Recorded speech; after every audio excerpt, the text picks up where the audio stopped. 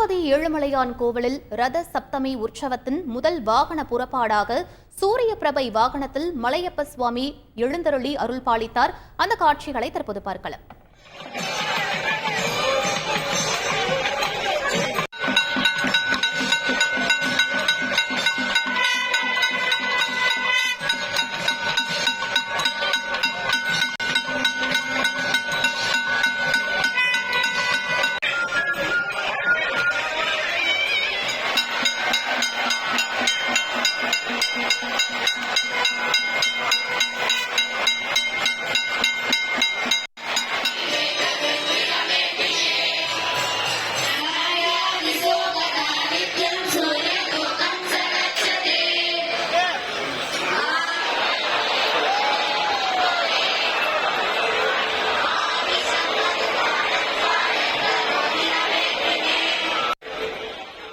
இது பற்றிய கூடுதல் விவரங்களை எமது செய்தியாளர் சரவணன் சொல்ல கேட்கலாம். வணக்கம் சரவணன், இந்த நிகழ்வின் சிறப்புகள் என்ன, முழு தகவல்களை பதிவு பண்ணுங்க. திருப்பதி ஏழுமலையான் கோவிலில் ஒவ்வொரு ஆண்டும் சூரிய ஜெயந்தியை முன்னிட்டு ரத சப்தமி நடைபெறுவது வழக்கம்.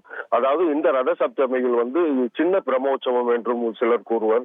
ஒரே நாளில் பல்வேறு அலங்காரங்களில் பல்வேறு 7 வாகனங்களில் எழுந்தருளி 4 மாட வீதிகளில் உலா வருவது வழக்கம். அதேபோல் இன்று சூரிய ஜெயந்தி நாளான இன்று அதிகாலையிலேயே 5 மணிக்கு 4 மாட வீதிகளில் வீதி உலா புறப்பட்டது. இதில் சூரிய பிரபை வாகனத்திலிருந்து மலையப்ப சுவாமி எழுந்தருளி 4 மாட வீதிகளில் உலா கிழக்கு மாட வீதியிலிருந்து காத்திருந்து சூரிய உதயத்திற்கு பின், அதாவது சூரிய கதிர்கள் ஏழுமலையான் மீது, அதாவது மலையப்ப சுவாமி மீது பட்ட பிறகு மீண்டும் அந்த வாகன சேவை நடைபெறும். அதனைத் தொடர்ந்து அடுத்ததாக சின்ன சேஷ வாகனம், கருட வாகனம், அடுத்த அனுமந்த வாகனம், சர்வபூபால வாகனம் என 7 வாகனங்களில் இன்று 4 மாட உலா பக்தர்களுக்கு அருள் அளிக்க உள்ளார்.